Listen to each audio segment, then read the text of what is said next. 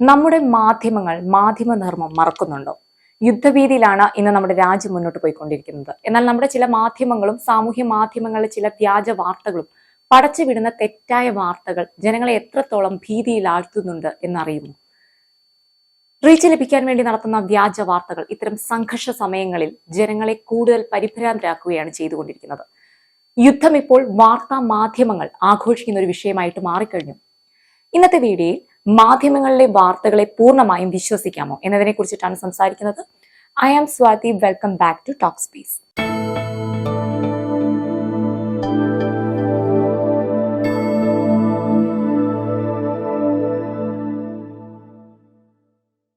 എന്താണ് മാധ്യമധർമ്മം? മാധ്യമങ്ങൾ, അതായത് ടെലിവിഷൻ, റേഡിയോ, ഓൺലൈൻ മാധ്യമങ്ങൾ തുടങ്ങിയവയുടെ പ്രവർത്തനങ്ങളിൽ പാലിക്കേണ്ട നിയമങ്ങളും ഉത്തരവാദിത്വവുമാണ് ഈ മാധ്യമധർമ്മം എന്ന് പറയുന്നത്. അതിൽ ഏറ്റവും പ്രധാനപ്പെട്ട ഒന്നാണ് സത്യവും വസ്തുനിഷ്ഠതയോട് കൂടിയ വാർത്തകൾ എന്ന് പറയുന്നത്. ഒരു വാർത്ത പ്രസിദ്ധീകരിക്കുമ്പോൾ സത്യം പറയുകയും തെളിവുകളെ അടിസ്ഥാനമാക്കി റിപ്പോർട്ട് ചെയ്യുകയുമാണ് വേണ്ടത്. അനാവശ്യമായ സെൻസേഷൻ ഒഴിവാക്കുക. എല്ലാ വാർത്തകളിലും നിഷ്പക്ഷമായ നിലപാട് സ്വീകരിക്കുക. രാഷ്ട്രീയ, സാമൂഹിക, മതപരമായ പക്ഷപാതങ്ങൾ ഒഴിവാക്കുക. അതുപോലെ തന്നെ പ്രൈവസി റെസ്പെക്ട് എന്ന് പറയുമ്പോൾ വ്യക്തിഗത അവകാശങ്ങൾ ലംഘിക്കാതിരിക്കുക. പ്രത്യേകിച്ചും ഈ കുട്ടികൾ, ഇരയായവർ, അതുപോലെ അതിജീവിതകൾ തുടങ്ങിയവരുടെ ഐഡന്റിറ്റി സംരക്ഷിക്കുക. മറ്റൊന്ന്, ഏറ്റവും പ്രധാനപ്പെട്ട ഒന്നാണ് അക്കൗണ്ടബിലിറ്റി എന്ന് പറയുമ്പോൾ തെറ്റുകൾ സംഭവിച്ചാൽ അംഗീകരിച്ച് തിരുത്തൽ പ്രസിദ്ധീകരിക്കുക. വായനക്കാരുടെയും കാഴ്ചക്കാരുടെയും ചോദ്യങ്ങൾക്ക് ഉത്തരം നൽകുക. മറ്റൊന്ന്, ഒരു വാർത്ത പ്രസിദ്ധീകരിക്കുമ്പോൾ സാമൂഹിക ശാന്തിക്കോ വ്യക്തികളുടെ ജീവിതത്തിനോ ഹാനികരമല്ലാതിരിക്കാൻ ശ്രദ്ധിക്കുക. ഹിംസ, വംശീയ വിദ്വേഷം, പ്രചരണം തുടങ്ങിയവ ഒഴിവാക്കുക. മാധ്യമ സ്വാതന്ത്ര്യം പാലിക്കുമ്പോൾ തന്നെ സാമൂഹ്യ ഉത്തരവാദിത്വം മറക്കാതിരിക്കുക.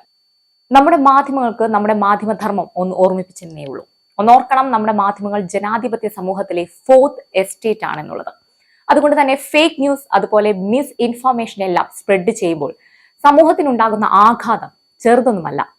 ചെറിയൊരു ഉദാഹരണം പറഞ്ഞാൽ, നമ്മുടെ സൈന്യം അവരുടെ ജീവനും കുടുംബവും എല്ലാം അതെല്ലാം കളഞ്ഞിട്ടാണ് നമ്മുടെ ഓരോരുത്തരുടെയും ജീവൻ സംരക്ഷിക്കാൻ ഇറങ്ങിത്തിരിക്കുന്നത്.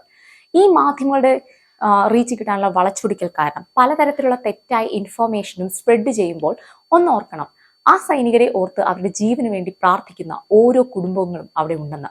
അവർ എത്രമാത്രം പരിഭ്രാന്തരാകുന്നു എന്ന് നമ്മൾ ഓർക്കണം. ജാഗ്രതയാണ് നൽകേണ്ടത്, അല്ലാതെ പരിഭ്രാന്തിയല്ല. പണ്ടത്തെ പോലെ അക്യുറേറ്റ് ആയിട്ടുള്ള ജേർണലിസം അല്ല ഇന്നുള്ളത്. മാധ്യമങ്ങൾ തമ്മിലുള്ള മത്സര ഓട്ടത്തിൽ പടുത്തുയർത്തുന്ന ജേർണലിസമാണ് ഇന്നുള്ളത്. കാപട്യ മാധ്യമ പ്രവർത്തനമാണ് നടന്നുകൊണ്ടിരിക്കുന്നത്. ജനങ്ങളെ തെറ്റിദ്ധരിപ്പിക്കുന്ന, വിഭാതീയതയുടെ വിഷം പടർത്തുന്ന വ്യാജ വാർത്തകൾ ഇങ്ങനെ സ്പ്രെഡ് ചെയ്യാതിരിക്കുകയാണ് ആദ്യം ചെയ്യേണ്ടത്. ജാതി, മത, രാഷ്ട്രീയ വ്യത്യാസമില്ലാതെ രാജ്യം ഒറ്റക്കെട്ടായി നിൽക്കേണ്ട സമയമാണിത്. നമ്മുടെ കളക്ടറായിട്ടുള്ള എൻ പ്രശാന്ത് ഫേസ്ബുക്കിൽ കുറിച്ച വാക്കുകൾ കൂടി ഞാൻ ഇവിടെ ഒന്ന് ചെറുതായിട്ട് ഓർമ്മപ്പെടുത്തുകയാണ്.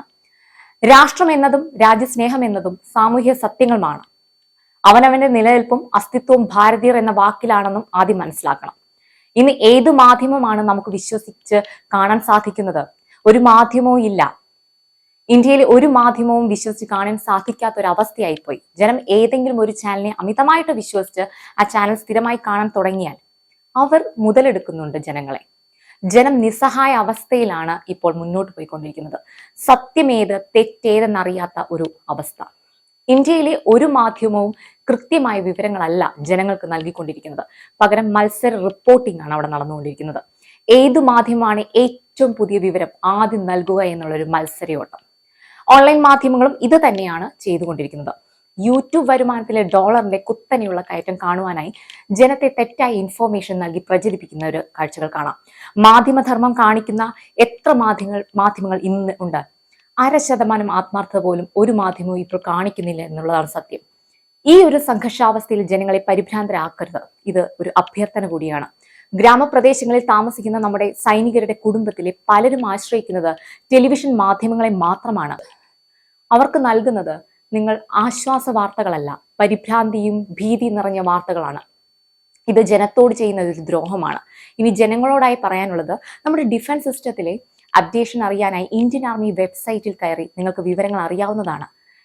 കള്ളപ്രചരണം നടത്തുന്ന വാർത്താ മാധ്യമങ്ങൾ എത്രത്തോളം സത്യമാണെന്നുള്ളത് റീചെക്ക് ചെയ്യുന്നതിന് ശേഷം മാത്രം വിശ്വസിക്കാവൂ.